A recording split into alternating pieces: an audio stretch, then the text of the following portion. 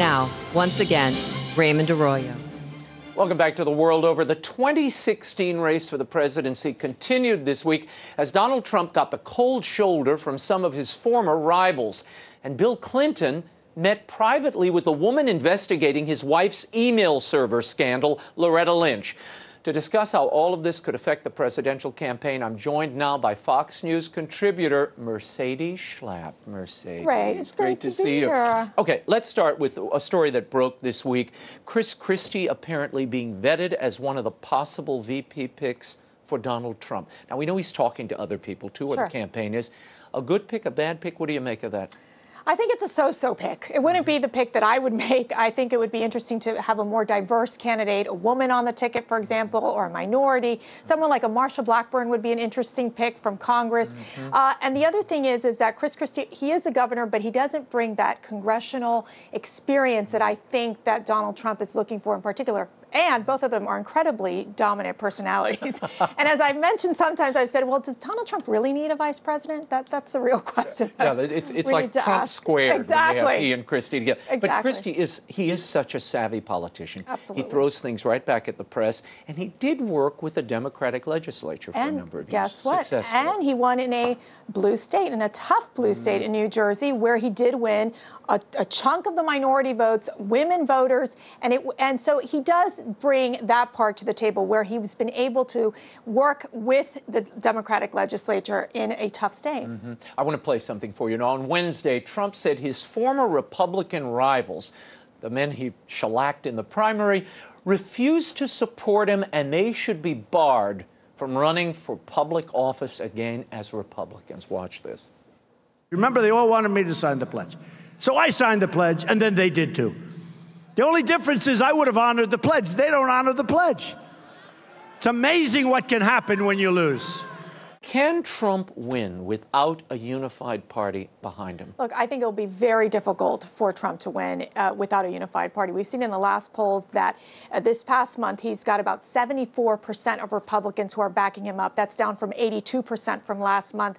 Raymond, he's got to be able to break into that 82, 84% of Republicans backing him up because he needs to broaden that base. The Democratic crossovers that we're talking about in those blue, like the working class areas in Ohio, Pennsylvania, that is simply not going to be enough. He needs his own party. He can't go at this alone. He knows this. So I think he's got to change his talk, act like a gentleman, bring them on board, say, we need your support.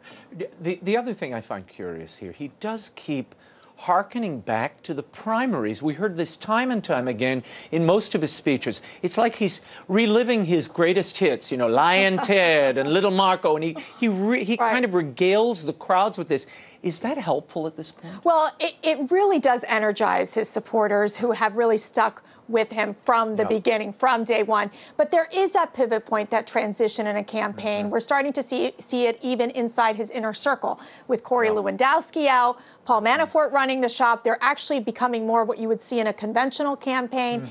And I think for Donald Trump, it is a matter of being able to broaden the message, broaden his base. You're starting to see that even with his scripted speeches. Wall Street Journal, Mecedes, is saying this. This is their editorial from today. Most of what his campaign billed as his signature economic message was the most detailed assault on trade by a president candidate since, well, we can't remember. Well, Mr. Trump wants to make Republicans into the tariff party. Let's try to remember that President Reagan in 1987, he ended up putting 100% tariffs on Japan when Japan started dumping products into third world countries. So in essence, we've seen Reagan do it. And what did he do it on? Based on the principles of free and fair trade. That is what we're asking for. At some point, guess what Ronald Reagan did? He eased the trade sanctions. What do we see in China? Currency manipulation. They steal our intellectual properties. Is it time for the U.S. to think about our American workers first and ask for better trade deals?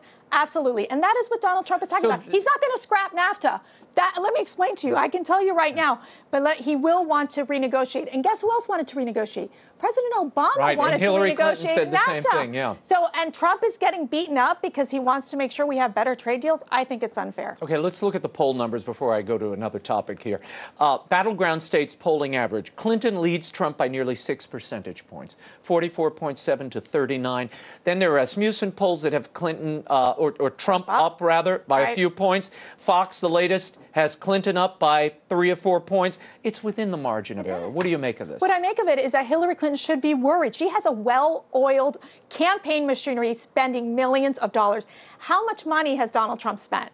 Not as much as Hillary Clinton. And the mere fact is that when you look at the traits that reflect Hillary Clinton, it's about corruption, and people cannot trust her. It is a big obstacle for Hillary Clinton. I think Donald Trump has an opportunity. It's an uphill battle, but an opportunity to sell his message to Americans. And this America First message and his economic populist message does resonate. I need to talk to you about this meeting that took place on a tarmac in Arizona at the airport, on a private plane that neither of them flew in on, between President Bill Clinton and Attorney General Loretta Lynch. Now, Lynch was asked to provide an explanation for what happened during that exchange, because obviously Lynch is investigating Hillary Clinton and her email servers.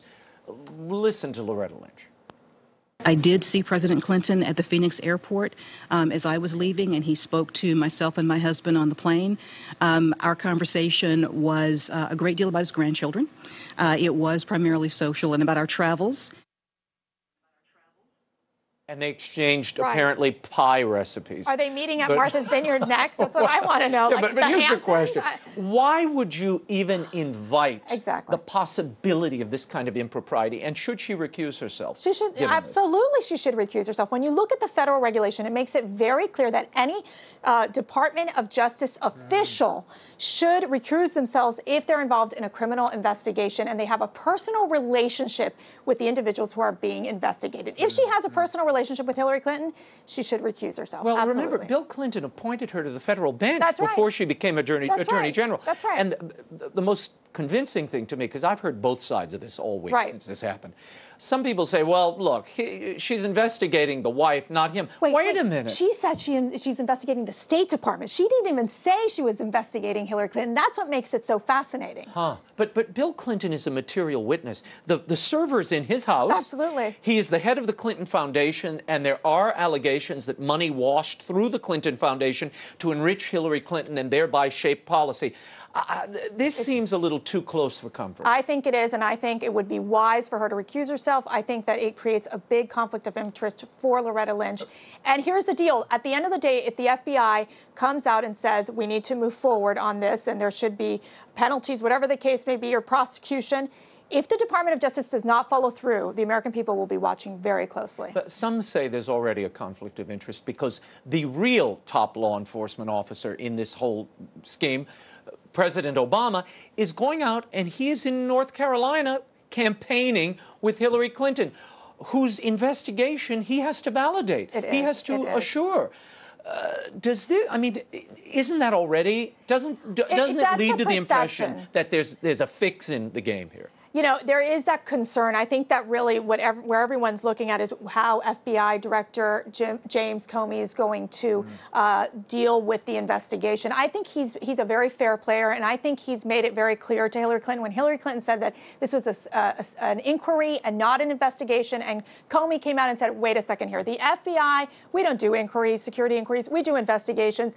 I think he's a fair player. I think we got to see what the results are, what he's going to recommend to the Department of Justice. The question will be, how will the Department of Justice respond? If they don't take on and charge, if she's charged, then if they don't move forward on a prosecution, it's just going to get very ugly at that point. You think there's going to be an indictment? I can't predict, Raymond. I think it's going to be, I believe, based on what we're seeing in terms of the evidence, if there's not an indictment, I think we will be very surprised. Okay, I have to play this for you. This is President Obama in Ottawa at what is being billed as the Three Amigos Summit. It was actually a North American Leaders Conference on Wednesday. He took after, without naming Donald Trump by name, he was clearly talking about Donald Trump, who seems to be getting under his skin a bit. He took after populists. Watch this. They don't suddenly become a populist because they say something controversial in order to win votes. It's not the measure of populism. That's nativism or xenophobia. Or worse, or it's just cynicism. So I would just advise everybody be careful about suddenly attributing to whoever pops up at a time of economic anxiety the label that they're populists. What do you see there? I think it's a president who's very concerned with the fact that this economy is stuttering. This economy has a GDP growth that is less than 2%. And the fact that you have labor participation rate at an all-time low and more people on food stamps, more people poverty, more Americans left behind under this economy. And the mere fact that he's falling into this elitism versus the people is a big problem. And this is a trend that we're not seeing not only in the United States, we saw it in the UK where they're saying enough with globalization. We want to secure our borders. We want to make sure our national interests are what we take care of. And I think that that's where the president is at. Mercedes, at the same time, you look at the president's approval numbers, they've never been this Better, high. yeah. So, and it helps Hillary Clinton. Right, and that's why he goes on the road with Hillary Clinton. Inevitably, that will help her. She's hoping for a lift in North Carolina and some other places, battleground states that, frankly, she didn't think she had a chance originally. Now it seems a possibility.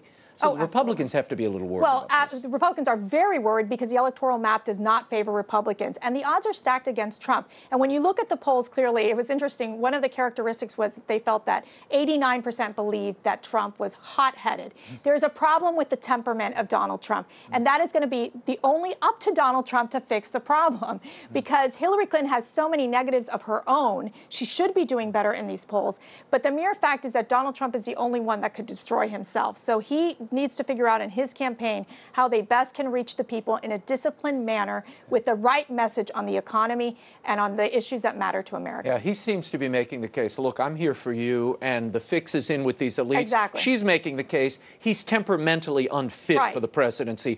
You got to go with me. Right. You might not like me, but you have to go with me. That's right, and that's a strong case to make.